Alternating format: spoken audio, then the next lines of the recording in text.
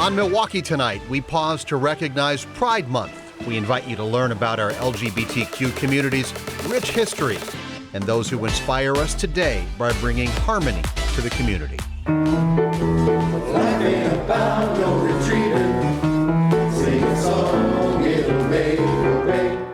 Over the next 30 minutes, a tribute to the triumphs. They photographed over 80 drag legends, and I'm proud to say that I'm one of 7 that are right here from Milwaukee. And challenges our neighbors are facing and the steps to overcome them. What many trans people are looking for and desperately need is simply to be affirmed in their identity. This community is so supportive, and we are here no matter what. As we elevate diverse voices in celebration of Pride Month here in Milwaukee.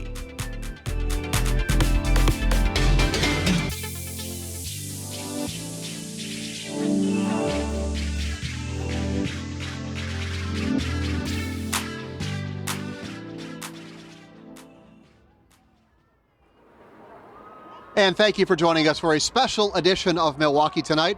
I'm Steve Shamraz, coming to you live from Pride Fest. It is back on the Summerfest grounds for the first time in 2 years. That's right, Steve. I'm Cassandra McShepard, and tonight we're going to highlight the voices and experiences of our neighbors to keep the conversation going beyond the month of June. So let's tell you about Pride Fest. Meyer Festival Park is the place. It is buzzing with activity tonight and tomorrow. Tonight's festivities will continue until midnight. A couple reminders. There are no COVID-19 specific protocols. Do not try to come in with a large bag or a backpack. They will turn you away at the gate if you try to do that. Now, June was chosen as Pride Month nationwide to commemorate the Stonewall riots in New York City. That's right, Steve. It happened back in 1969 after police raided Stonewall Bar. The battle for the rights of LGBTQ community began. The Milwaukee LGBTQ History Project helps tell these stories. They have an online history timeline. It dates all the way back to 1778. That includes Milwaukee's first known drag show.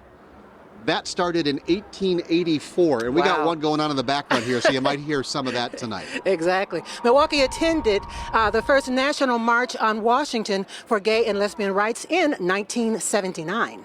And the city's first Pride event was held in Mitchell Park. That was in 1988. And Pride Fest set a record-breaking attendance for the 8th year in a row in 2019. Wow. Nearly 46,000 visitors passing through the gates. Awesome. So using harmony in music to inspire harmony in our community.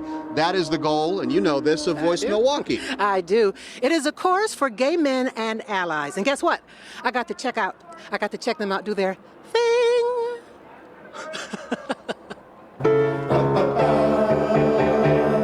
Bring your heart to believe in. Sing a song, it'll make your day. This group has not performed publicly now for 29 months.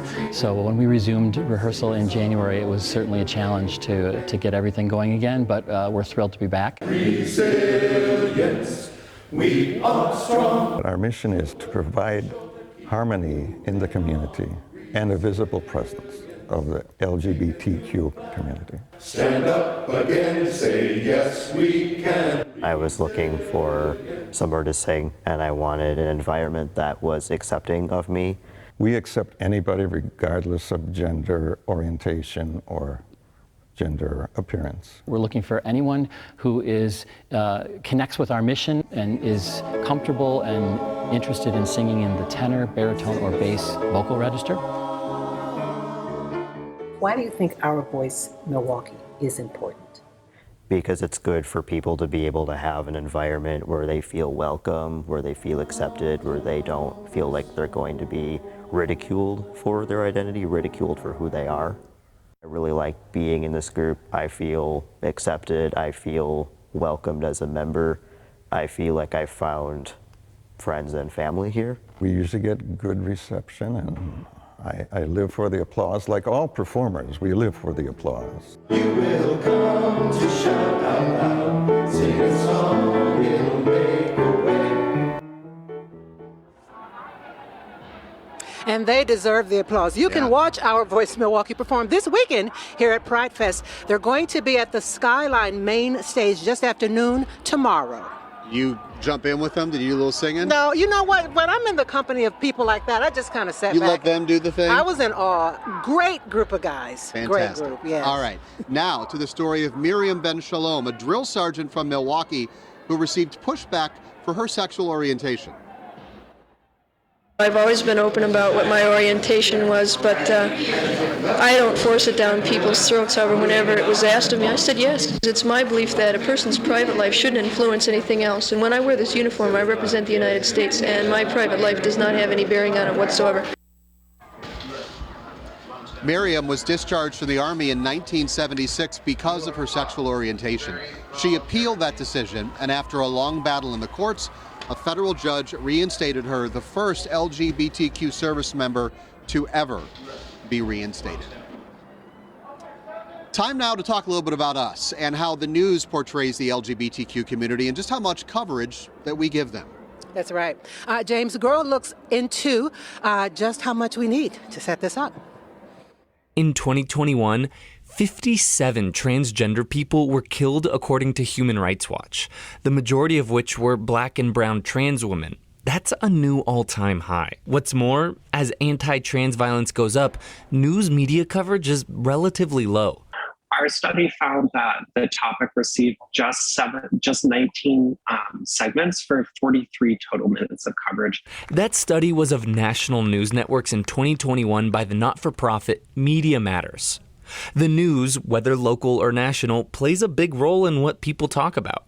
What people see on news, and especially television news in America, informs a lot about how people perceive the world around them. Which is why SHELLEY Gregory, a transgender person and activist with the organization Forge, believes more media coverage will help familiarize people with trans folk. So that the larger community has an understanding of who your trans neighbors are. And advocates say it's also crucial that the reporting is accurate and representative. The folks that they are covering are being misgendered, mispronounced, dead names are being used. DeJorn Gauthier is an entrepreneur, activist, and transgender man. A dead name is the birth name that a transgender person may no longer use. When they have someone speaking about media representation or the lack of representation, they do not have a trans person speaking. According to Media Matters, of the 19 national news segments in 2021, only 7 featured a trans person talking on air. What many trans people are looking for and desperately need is simply to be affirmed in their identity. Activists hope that with more coverage of trans issues, education, and proper representation, anti-trans violence can go down. In Milwaukee, James Groh, TMJ4 News. James, thank you for that. Coming up, meet the man who is making history at the Milwaukee LGBT Community Center. His unique perspective on the issues in Milwaukee. That's coming up next from Pride Fest.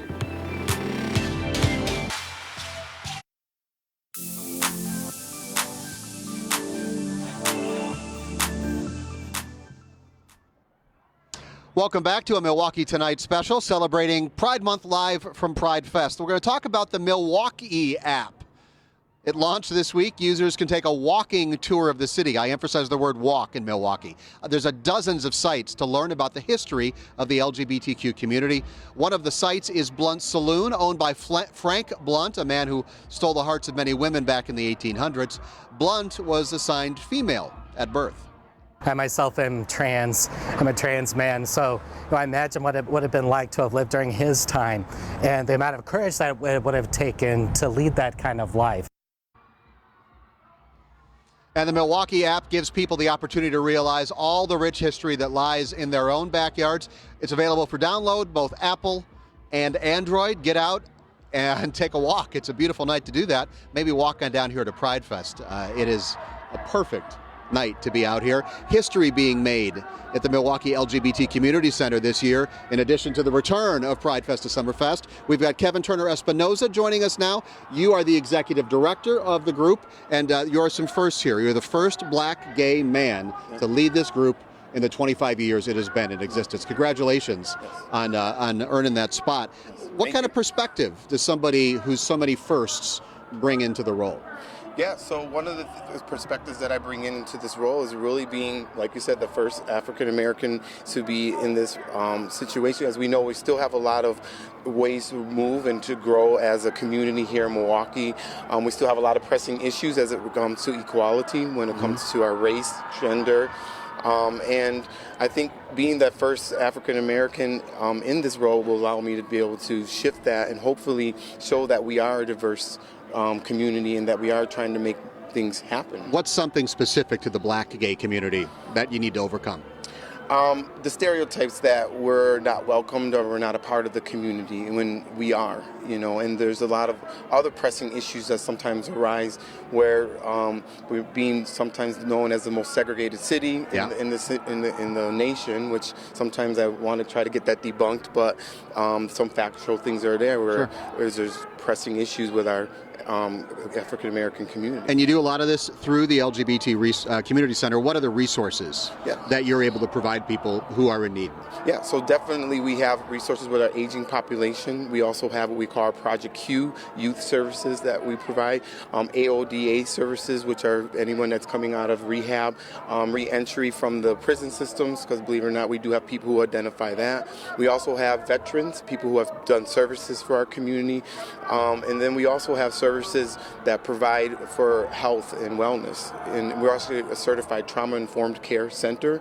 We're the only one in the state that's be able to offer these type of services in a sense for our LGBT community. In the last minute we have here, there's been a lot of progress made, especially in the last few years. But as we've seen in the last few months, there are new hurdles that could be thrown in the LGBTQ community's way. What are you prepared to fight next? Well, right now, as you know, we have 240 different bills that are trying to be passed to kind of set us back on a national level. Our youth are 2 times more likely to commit suicide. Our youth in our community are the most likely, actually, in a way, in a sense, kind of being outcast, and our transgender community is definitely in a space where they're just not feeling welcome and being barred from going to restrooms, being barred from even playing sports. Well, you have a lot of work to do, but this is a weekend to celebrate. Absolutely. So get out there and have some fun. Kevin Turner Espinosa, congratulations on the new role, and enjoy this beautiful evening. Thanks for joining us. Happy Pride. If you like sweets, this is the story for you. Coming up on Milwaukee Tonight, we're going to introduce you to the owners of Kilwins and the Milwaukee Bayshore store. And I'm telling you, it's pretty nice here. See you on Milwaukee Tonight.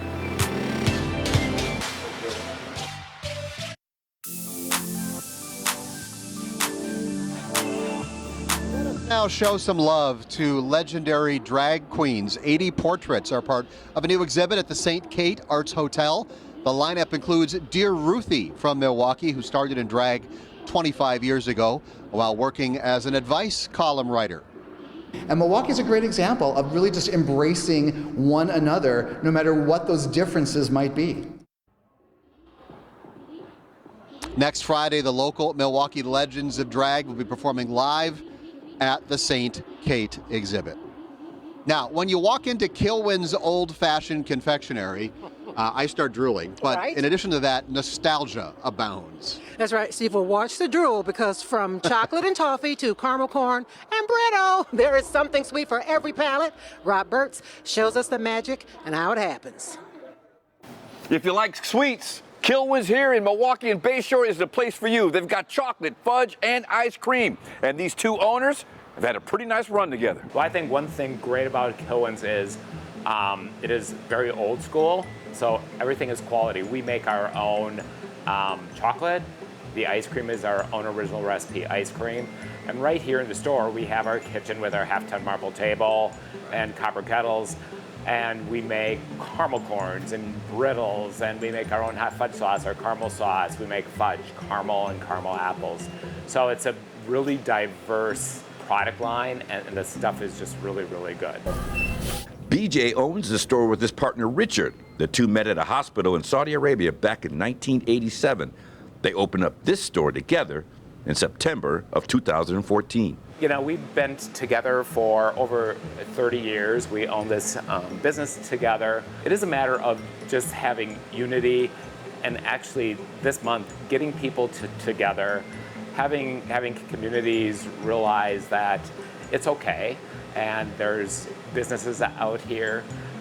We're actually a nationally certified LGBT-owned business, which is pretty nice to have. We've currently been working on some pride treats for Northwestern Mutual. They have a very active equity department, and we will be there with pride-related treats, rainbows, things like that. Ice cream, I'm sure, is a big seller. What do people like?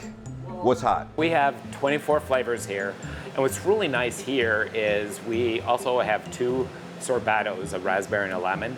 So those are non-dairy, so everybody can come here and have ice cream. Well, how important is having a nice, cool space here in Bayshore help? Like I said, our product line here is very diverse, from the ice cream and ice cream cakes and caramel apples, caramel corn, brittles, and chocolates. So there's something here for everyone. We're in Bayshore tonight. I'm Rob Burks. Well, we're open.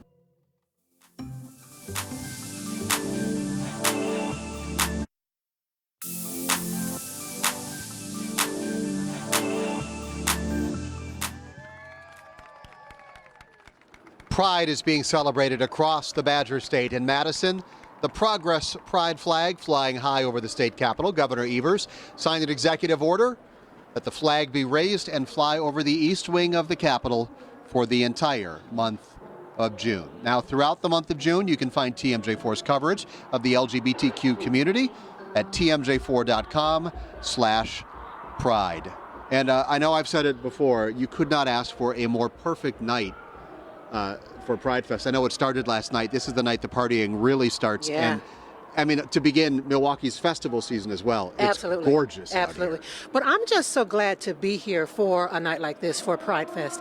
It shows such progress. We've come a long way, and I love it. And it's also great that we're back in a normal festival season in the city of Milwaukee for the first time in a couple of years. Pride Fest is back on the Summerfest grounds once again. And great of you to bring this old thing out of the closet. Thanks for joining us on a special edition of Milwaukee Tonight. I'll see you again after prime time. Hello,